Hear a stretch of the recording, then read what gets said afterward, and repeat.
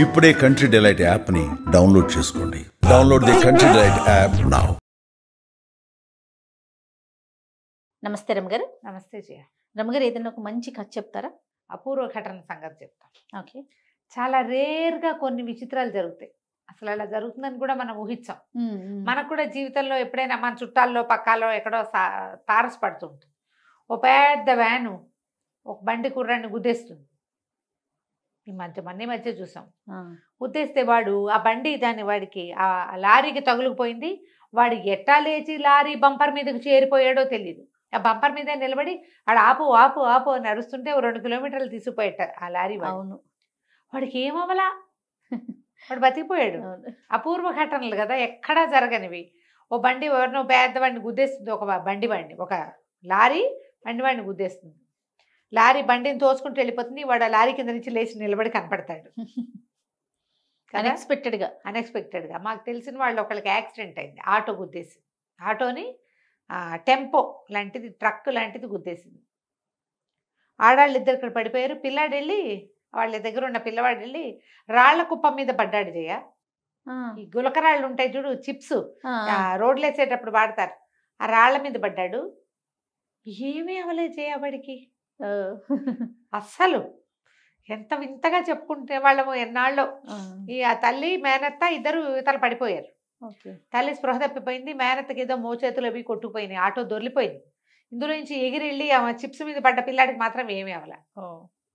వాడికి ఇట్లా క్యాప్ లాంటిది ఒకటి పెట్టారు. ఒక క్యాప్ టవల్స్ వచ్చేది.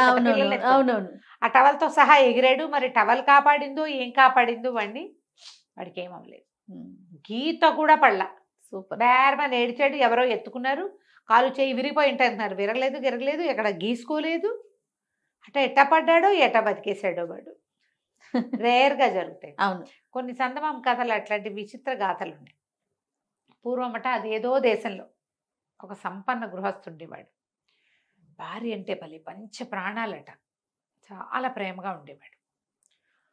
ఒక 5-6 సంతానం, ఒక 25-30 మంది పనివాళ్ళు, పెద్ద మేడ, పెద్ద వ్యాపారం, గందరగోళంగా బోల్డని ఉండేది. అయితే ఒక 38-39 సంవత్సరాలు వచ్చాక భార్య ఒకనాడు పెద్ద కేక పెట్టి గిలగిలా తనుకుని కాళ్ళు చేతులు కొట్టుకుని బిర్ర బిగిసిపోయి అయిపోయింది. విచిత్రమైన జబ్బు. ఒళ్ళు చల్లబడిపోయింది, శ్వాస ఆగిపోయింది. మొహంలో ప్రేతకళ రాల, మొహం కళ్ళగానే ఉంది, కానీ మనిషి ఇట్లా బిగిసిపోయింది, అయిపోయింది. దాంతో అందరూ వలవలా ఏడ్చారు. పిల్లలు అందరూ దగ్గరే ఉన్నారు. ఆవిడని సమాధి చేశారు. అయితే ఈయన ఏం చేశాడు, ఆవిడ నగలన్నీ తీసేశారు, కానీ ఒక రవ్వల ఉంగరం ఆవిడ వేలికి పెట్టేట. అవన్నీ నగలు తీసేస్తే కాదని పెట్టాడు. పెడితే చుట్టాలు పక్కాలు అందరూ అన్నట్టు, ఎందుకు రవ్వల ఉంగరం పెడతావంటే, నేను నా భార్యకి కాదు భార్యతో ఉండడానికి పెట్టాను, అది ఆమెదే, ఆమె జీవించున్నా మరణించున్నా సరే ఆ ఉంగరం ఇంకా నేను ఎవరికి పెట్టాం. ఓకే అని చెప్పేసి మంచి ధగధగలాడే వజ్రాల ఉంగరాన్ని ఆమె డెడ్ బాడీకి తొడిగాడు, భౌతిక దేహానికి. సరే, అక్కడి నుంచి ఏం చేశారు, చక్కగా గౌన్లు వస్త్రాలు ఏవో చేశారు, బాక్స్లో పెట్టేస్తారు కదా, పెట్టేశారు. సమాధిలో దింపుతుండగా ఈ పైనున్న బల్ల కొంచెం జరిగి ఆ దింపడానికి సహాయం చేసే ఒకడి కంట ఈవిడ ఉంగరం పడింది. మామూలుగా నగలు నాణ్యాలు ఉంచరు కదా, తీస్తారు కదా, చూసేసరి కల్లా వాడికి ఆశ పుట్టింది. ఉంగరం కనపడింది. బల్ల పైనున్న మూత సరి చేసేసి శవాన్ని లోపల దింపేశారు. దింపేసి శవపేటకి దాని పైన చేసేసి తర్వాత ఏదో సమాధి కట్టాలి, కొంచెం మట్టి పోసారు. తర్వాత దాని మీద ఏదో కడతామనుకున్నారు. ఆ గొయ్యి అంత పెద్ద గొయ్యి ఏం కాదు, ఒక మాదిరి గొయ్యి. సరే, ఏమైంది, సాయంకాలానికి బాగా రాత్రి అయిపోయేసరికి అలా వీడేం చేశాడు, కొద్దిగా తాగి, శవపేటిక మళ్ళీ తీయాలంటే భయం కాదు, వాడు ఏం చేశాడు, ఆ పైన మట్టి అంతా జరిపి, రేపో ఎల్లుండో పని వాళ్ళు వచ్చి సమాధి కడతారు, దాని మీద పైన బాక్స్ అవి కడతారు కదా, ఆ పూట కుదరల. దాంతో వీడేం చేశాడు, ఆ శవపేటకి జరిపి పై మూత జరిపి ఉంగరం తీద్దామనుకున్నాడు. కానీ ఆ క్షణంలో ఏమైంది, ఎన్నో గంటల నుంచి ఆ బాక్సులో ఉంది ఆవిడ శరీరం. బాక్స్ పై మూత తీసి గాలి కొంచెం తగిలేసరికి స్పృహ వచ్చేసింది ఆవిడకి. ఆవిడ చచ్చిపోలా. అయ్యో, అదొక రకమైన వాతం బిగిసిపోయింది మనిషి. ఊపిరాడడం మొదలుపెట్టింది. అక్కడి నుంచి చెయ్యి, ఆవిడ పడిట చెయ్యి పుచ్చుకుపోయేసరికి చెయ్యి ఇటా కదిలి ఆ శవపేటికి అంచుని పట్టుకుంది. హడిలిపోయాడు. లేచాక వచ్చేసింది అనుకున్నాడు. వాడు కిరిబికిరైపోయి పిచ్చి కేకలు పెట్టి పరిగెత్తేశాడు. ఆవిడ సగానికి ముప్పాతికి తెరుచుకుపోయిన ఆ పేటికి పెట్టెని ఎటాగో తోసి లేచి నిలబడి ఏం బట్టలు వేసుకున్నాను నేను, అసలు నేను ఎక్కడున్నాను అని ఆశ్చర్యపోయింది. మెల్లిగా ఎట్టా గొట్ట ఈడ్చుకుంటూ నానా ప్రయత్నం చేసి ఆ గోతులోంచి బయటపడింది.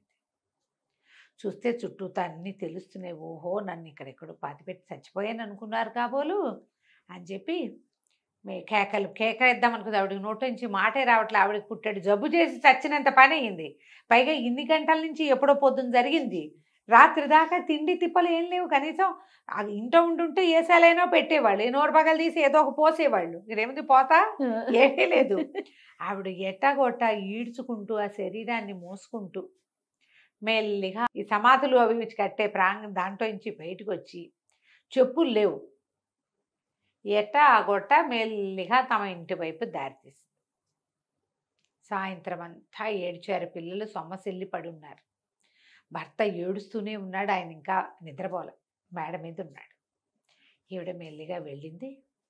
వెళ్ళి సరే దగ్గరికి వెళ్ళింది. ఇంటి వాకిట్లోకి చేరింది. వాకిలి తలుపు. ఒక పనివాడు ఒకడు పాలు గిన్నెలు పెరుగులు మీగళ్ళు అవి సవరించుకుంటూ తిరుగుతున్నాడు. వాడు కరవ తొత్తరపాటు వాడు, కొంచెం వాడు పని చేసుకుంటున్నాడు. ఈవిడేం చేసింది, వెళ్ళి వాకిలి తలుపు కొట్టింది. ఎవరు ఎవరు అన్నాడు.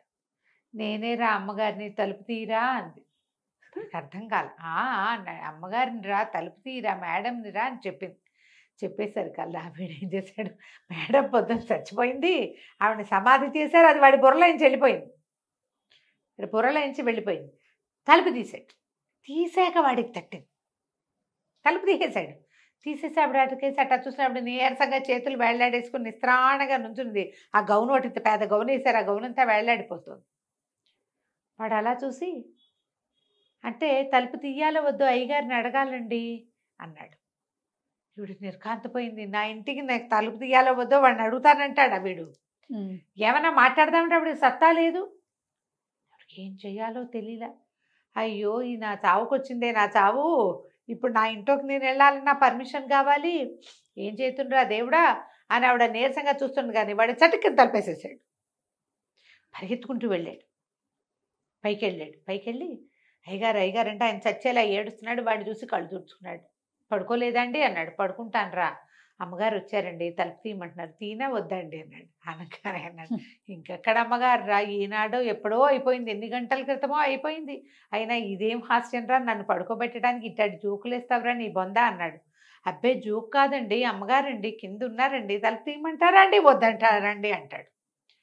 ఈయనకి అమ్మగారు ఎట్టా వస్తుందిరా నీ బొందా, అమ్మగారు వస్తే అమ్మగారు రావటం అంటే మన గుర్రాలు మెట్లెక్కటం రా, గుర్రాలు మెట్లెక్కినాయంటే నమ్మగలవా, అలాగే అమ్మగారు వచ్చంటే నమ్మలేనురా, వేసిన జోకులు చాలే, నువ్వో నేను పడుకుంటానులే అన్నాడు. వీడు గుర్రాలు మెట్లెక్కటం మీద పోయింది వాడి మనసు. ఆవిడ వాకిట్లో నుంచుంది, తలుపు తీయమంటుంది, వాడికి తట్ల, వాడు కొంచెం అయోమయం వాడు కదా. అక్కడి నుంచి యువతలకు వచ్చాడు. వచ్చేసరికల్లా సడన్గా వాడికి ఏం కనపడిందంటే, 2 తెల్ల గుర్రాలు ఉన్నాయి ఆయనకి బగ్గీ కట్టేవి. అవి లోపలికి వచ్చేసినాయి. వాటికి ఎలా ఉంటుందంటే, ఒక గుర్రపుశాల ఇంటికి అటాచ్డ్గా ఉంది. అవి పెంపుడు గుర్రాలు, వాళ్ళకి ఇంట్లో ఉండేవి. దానికి అప్పుడప్పుడు దానికి ఒక షట్టర్ ఉంది. అవి అటు ఉంటాయి, ఇవి ఇల్లు ఇటు ఉంటుంది. ఆ షట్టర్ ఒక్కొక్కసారి ఓపెన్ అయిపోతుంది. వీళ్ళు ఎవరైనా చూసి వేస్తారు. ఆ షట్టర్ ఓపెన్ అయిపోయి ఆ 2 గుర్రాలు లోపలికి వచ్చేసేసి అవి మెట్లెక్కేస్తుంది. కేకలు పెట్టాడు, అయ్యగారు అయ్యగారు తెల్ల గుర్రాలు మెట్లెక్కుతున్నాయండి అని. పైగా 2 గుర్రాలు మెట్లెక్కుతుంటే ఎలాంటి సంరంభం వస్తుంది, చెక్క మెట్ల మీద టకాటకా శబ్దం అవుతుందా. ఈయన హడిలిపోయాడు. తను ఇప్పుడే ఏం చెప్పాడు, అమ్మగారు రావటం అంటే మన గుర్రాలు మెట్లెక్కటం లాంటిది అన్నాడు. గుర్రాలు మెట్లెక్కుతున్నాయంటే వచ్చిందేమో అనిపించింది. అక్కడి నుంచి గుర్రాలు హాయ్ హాయ్ అని తోలేడు. అవి 2 మళ్ళీ వెనక్కి తిరిగి పరిగెత్తేసినాయి స్టేల్లోకి. ఎక్కడ ఉంటాయి కదా ఒక స్టాల్ లాంటిది కట్టి పెడతారు కదా గుర్రపుశాల, అందులోకి పరిగెత్తి. ఈయన పరిగెత్తుకుంటూ వెళ్ళాడు. ఆ పనివాడిని తోసుకుంటూ వెళ్ళాడు. వాడు కూడా పరిగెత్తాడు ఆయనతో పాటు. తలుపు తీశాడు. అక్కడ ఎవ్వరూ లేరు, ఎవరు కనపడలే ఆయనకి. అటు ఇటు చూశాడు. పనివాడు ఇక్కడే ఉన్నారండి అనబోయాడు. అప్పుడు ఇది సన్నగా ఏడుస్తున్న శబ్దం వినపడింది. ఆవిడకి నేడవడానికి కూడా సత్తలేదు, నేల మీద పడిపోయింది ఆవిడ. ఆ చీకట్లో వాళ్ళు, పైగా రాత్రి 11-12 గంటలు అయిపోయింది, దీపం లేదు దివ్వలేదు. పరిగెత్తుకు వచ్చేసాడు అంతే. దీపం తేరా అని అడిగితే ఈయన వెనకాలే పరిగెత్తుకొచ్చిన పనివాడు ఊరికే వచ్చాడు. వాడు మళ్ళీ లోపలికి వెళ్ళి దీపం పుచ్చుకొచ్చేసరికి అలా ఏముంది, పెద్ద చచ్చిపోయిన వాళ్ళకి వేసే తెల్ల గౌన్లో ఆ నేల మీద పడింది. ఆ దీపం చూసేసరికల్లా జీవించింది ఈవిడ. పెద్ద పెద్ద కేకలు పెట్టేసరికల్లా ఇంటిల్లి పాది లేచి వచ్చారు. ఆవిడ నేటాకొట్ట లేవ తీసుకుని లోపల తీసుకొచ్చారు. ఆవిడ బతికే ఉండటం ఏమిటి, నడిచి రావటం ఏంటి, పట్టుకుంటే నాడి. ఆవిడ శ్వాస అవసరం, కళ్ళలోంచి నీళ్ళు వస్తున్నాయి, చిన్నగా వెక్కిళ్ళు పెడుతోంది ఆవిడ. అక్కడి నుంచి గబగబా కాసిన పాలు అవి కాచిపోసారు, బ్రెడ్ ఏదో తినిపించారు. ఒకటి పరిగెత్తుకుంటూ గుర్రం వేసుకుని రాత్రిపూటే పోయి వైద్యుని ఈడ్చుకొచ్చాడు. రకరకాల మందులు గిందులు పోసారు. తెల్లవారేసరికి మామూలు అయిపోయింది.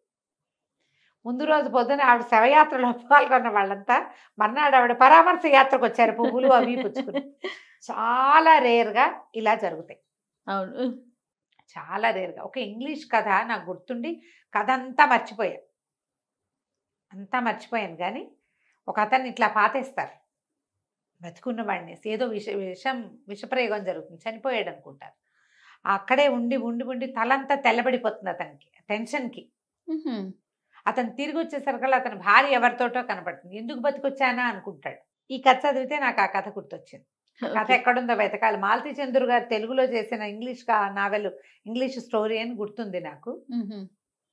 అతనికి షాక్కి తల తెల్లబడిపోతుంది అప్పటికప్పుడు. ఆ తెల్ల తలతో అతన్ని గుర్తించారు వాళ్ళు ఎవరు. అంతకుముందు అతను యువకుడు. తెల్లటి తల ఉంటే ఎట్లా గుర్తుపడతారు? ఇప్పట్లాగా రంగులు వేసుకునే కాలం కాదు కదా. ఆ కథ ఒకటి జ్ఞాపకం వచ్చింది. చూడు ఎంత అపూర్వ ఘటన, ఎప్పుడు ఎక్కడా జరగంది.